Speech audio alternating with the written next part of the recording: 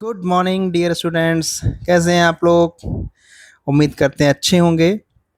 स्वागत है आपका स्कूल घर में, जहां पर मैं लोकेश शर्मा आपको फ़िलहाल कक्षा 11 की नागरिक शास्त्र की किताब का अध्ययन करा रहा हूं, बिल्कुल उसी अंदाज में जैसे आपके विद्यालयों में पढ़ाया जाना चाहिए, जो कि पढ़ाया नहीं जा रहा है। यही कारण है कि मैं एक इनिशिएटिव लेकर आया हूं, जो आपको बिल्कुल वही जो स्कूल में पढ़ाया जा सकता है या पढ़ाया जा सकता था, उसी प्रकार पढ़ाया जाएगा। अध्याय 2, संविधान में मौलिक अधिकार, और इसके बारे में हम पिछली 5 या 6 वीडियो बना चुके हैं। हमने मौलिक अधिकारों को एक बार रिवाइज के तौर पर भी देखा हुआ है। भाग 3 में अनुच्छेद 12 से लेकर 35 तक आपके मौलिक अधिकार हैं, जिनमें पहला है समता का अधिकार। इसकी वीडियो आपके पास पहुंच चुकी है। अगला है स्वतंत्रता का अधिकार, इसकी वीडियो भी आपके पास पहुंच चुकी है। अब है तीसरा, शोषण के विरुद्ध अधिकार। इस अधिकार के तहत केवल 2 अनुच्छेद ही संविधान में लिखे हुए हैं, और वे 2 अनुच्छेद ही सारी बातें कह देते हैं। लेकिन इसके लिए एक पृथक वीडियो बनाना ज़रूरी है। क्यों ज़रूरी है? क्योंकि हम देखते हैं एक शब्द है शोषण, एक्सप्लॉइटेशन, उसके विरुद्ध अधिकार। ये इतने महत्वपूर्ण है, इसको मैं ऐसे बता सकता हूँ आपको कि फ़िलहाल आज तारीख है शायद 15 15 अप्रैल है 2026। पिछले 2-3 दिनों से नोएडा, ग्रेटर नोएडा उत्तर प्रदेश का एक शहर है, उसमें प्रदर्शन हो रहे हैं। कौन कर रहे हैं प्रदर्शन? वे कर रहे हैं फैक्ट्रीज के मजदूर वर्कर, फैक्ट्री में जो काम करने वाले अनस्किल्ड जो लेबर है, वह प्रदर्शन कर रही है। क्यों? वह कह रही है कि हमारे जो केवल और केवल 12,000 रुपये में हम महीने का कैसे गुजारा करें, और पिछले कई सालों से इसे बढ़ोतरी नहीं हो रही है। इतने कम रुपए पर हम अगर काम कर रहे हैं तो कहीं ना कहीं एक प्रकार का हमारा शोषण हो रहा है। और अंततः इन्होंने हिंसक प्रदर्शन की। हालांकि हिंसक नहीं होने चाहिए थे, लेकिन इसका कोई जस्टिफिकेशन भी नहीं है कि नहीं, आपकी कोई बात नहीं मानता तो हिंसक कीजिए। हिंसक प्रदर्शन हुए, गाड़ियां जलाई गईं, पथराव हुए, लाठीचार्ज हुआ, और अंततः सरकार को उनकी बात के सामने झुकना पड़ा, उनकी बात माननी पड़ी। और इसके लिए उन्होंने उनके जो वेतन है उसमें ठीक ठाक बढ़ोतरी भी की गई है। इन लोगों की मांगे तो और भी थी, लेकिन फिलहाल उन मांगों को संतुष्ट किया गया है। ये प्रदर्शन हुए क्यों? शोषण जो हो रहा है कि आपको जितना पैसा मिलना चाहिए जिस काम का, वह नहीं मिल रहा है। काम ज़्यादा कराया जा रहा है, पैसा कम दिया जा रहा है।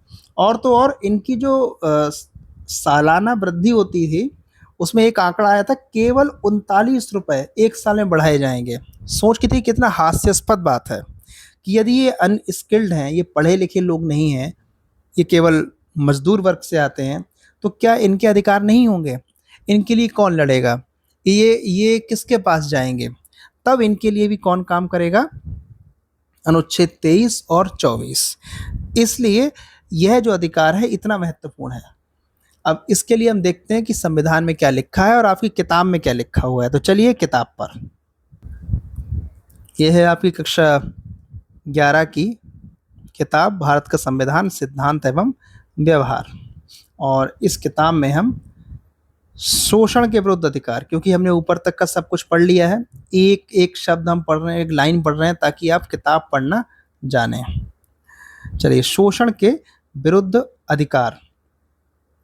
ये देखिए, छोटा सा बच्चा है, ये किसी फैक्ट्री में काम कर रहा है, जो कि इसके हाथ बहुत छोटे होते हैं, उंगलियां बहुत छोटी होती हैं। तो बारीक काम करने के लिए सबसे महत्वपूर्ण जो मजदूर हमारे देश में एक वर्ग आया है कि जो बारीक काम करने के लिए छोटी उंगलियां चाहिए, तो छोटी उंगलियों के लिए बच्चे काम पर लगाए जाते हैं।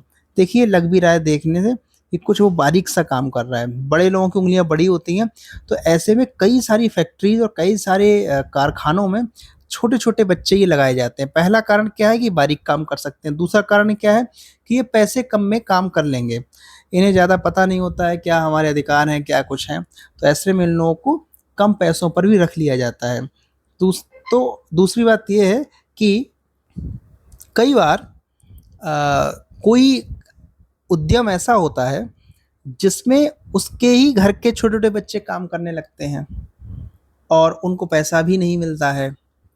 या आपने देखा होगा कि जो रोड के किनारे जो चाय की टपरी और ये जो छोटे-छोटे ढाबा टाइप जो चीज़ें होती हैं, उसमें बहुत छोटे-छोटे बच्चों को खाना परसने के लिए, जैसे छोटू बोलते हैं, चाय जो परोसने वाले होते हैं, ऐसे बच्चों को लगाया जाता है और इन्हें सिर्फ़ और सिर्फ़ 2 वक़्त की रोटी दे दी जाती है या थोड़े बहुत रुपए दे दिए जाते हैं। कई बार तो क्या होता है कि बच्चों की खरीद-फ़रोख्त हो जाती है, बच्चे कहीं से किडनैप कर लिए जाते हैं और कहीं बेच दिए जाते हैं उन ढाबा के मालिकों को और वे उनके यहाँ एक बंधुआ मज़दूर के तौर पे काम करते हैं, केवल खाने को मिल जाएगा, सोने को मिल जाएगा और रुकने को मिल जाएगा बस, बाकी आपको और कुछ नहीं मिलेगा।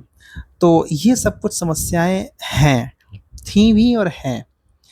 ऐसे में इनके लिए कौन या कौन-सा अनुच्छेद बात करता है? तो यही है आपका शोषण के विरुद्ध अधिकार कि इस प्रकार का कोई शोषण किस प्रकार का आप देखते हैं कि देश में करोड़ों लोग गरीब हैं, दलित हैं, शोषित हैं और वंचित हैं।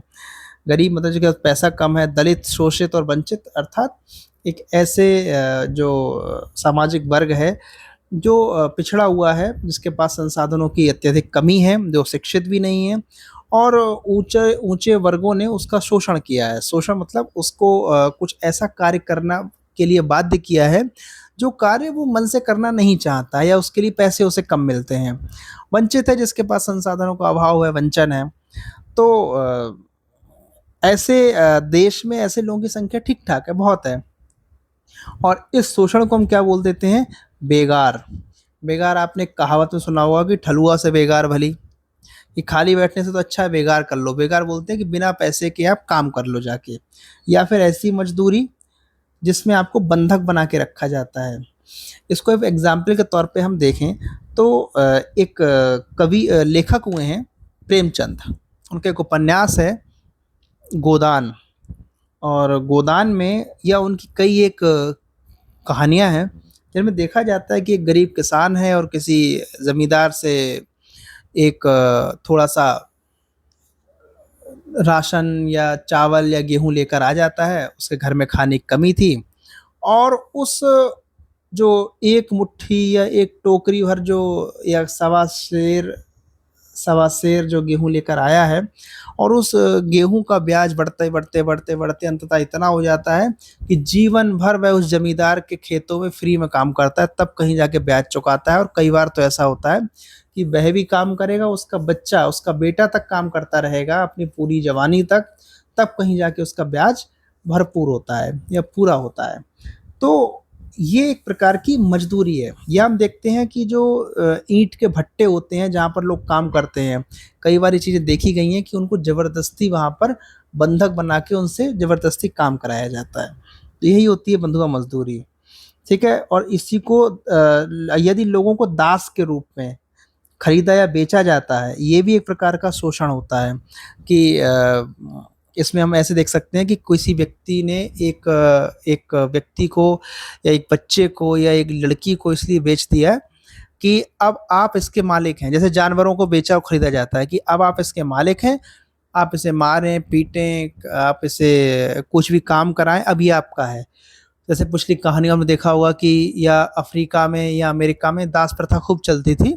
भारत में दास प्रथा जैसी चीज़ें तो नहीं है, लेकिन हाँ, खरीद-फ़रोख्त मनुष्यों की खूब होती है। आज भी होती है कि छोटी-छोटी बच्चियों को या लड़कियों को बहला-फुसला कर दूसरे राज्यों में लाकर उन्हें बेच दिया जाता है और उन पर वेश्यावृत्ति जैसे उन्हें पेशों में ज़बरदस्ती उनको दाखिल कराया जाता है। तो ये सब कुछ मानव दुर्व्यापार की ही निशानियाँ हैं या उनके ही संकेत हैं और संविधान ऐसे हर एक प्रकार के शोषण पर प्रतिबंध लगाता है। तो देखिए क्या है, पुराने समय में जमींदार सूदखोरों और अन्य धनी लोगों को बंधुआ मजदूरी करवाया करते थे, खास तौर पर भट्ठे के काम में। और अब इससे अपराध घोषित कर दिया गया है और कानून के द्वारा दंडनीय है। तब अनुच्छेद 23 और 24 है इसमें, केवल 23 और 24। 23 क्या कहता है, बेगार प्रथा पर रोक, फ्री में काम नहीं कराओगे, ठीक है।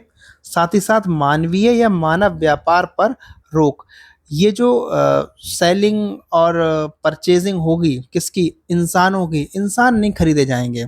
लेकिन आज भी देखा जाता है कुछ पिछड़े लोग अपने बच्चों को कुछ 10,000 रुपए में या 20,000 रुपए में कुछ अपनी लड़कियों को बेच भी देते हैं। या कई बार ऐसा होता है कि ये जो आपने देखा होगा सिग्नल पर छोटे छोटे बच्चे होते हैं भीख मांगते हैं, ये कहीं से किडनैप कर लिए जाते हैं या कोई उन्हें बेच देता है।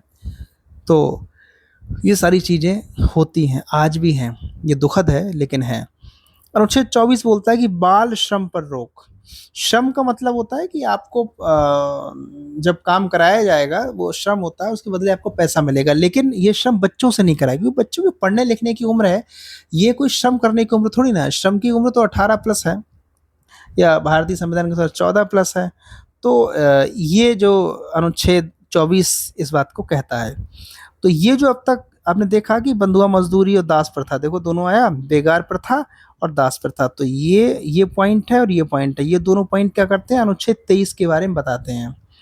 उसके बाद अनुच्छेद 24 क्या है, संविधान के अनुसार 14 साल से कम आयु के बच्चों को किसी कारखाने में, खदान में, ये जो कोयले की खदानें होती हैं, या अन्य किसी प्रकार के खतरनाक कामों में नियोजित नहीं किया जाएगा, उन्हें लगाया नहीं जाएगा, उस श्रम में उन्हें नहीं डाला जाएगा। और इस प्रकार श्रम को अवैध बना दिया गया।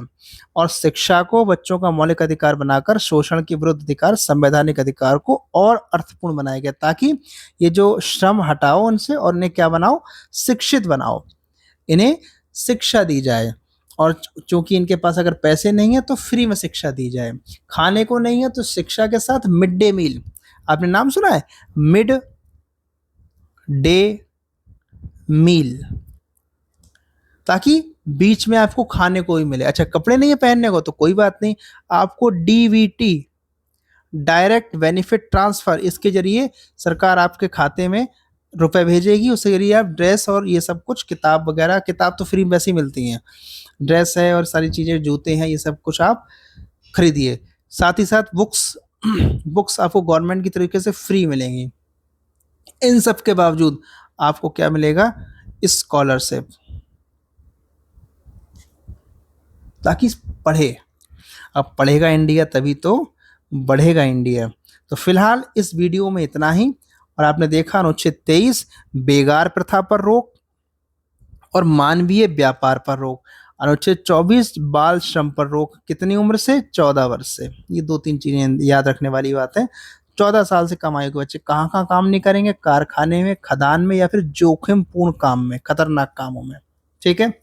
और बस इसमें वीडियो में इतना ही था, 2 अनुच्छेद थे केवल।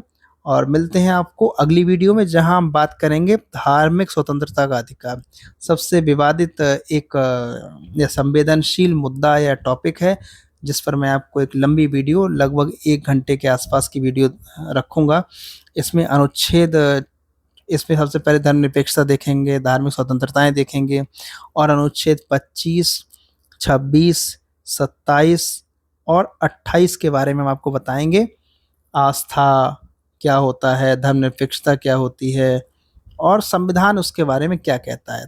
तब फिर उसके अगली वीडियो में हम सांस्कृतिक और शैक्षिक अधिकार के बारे में बात करेंगे।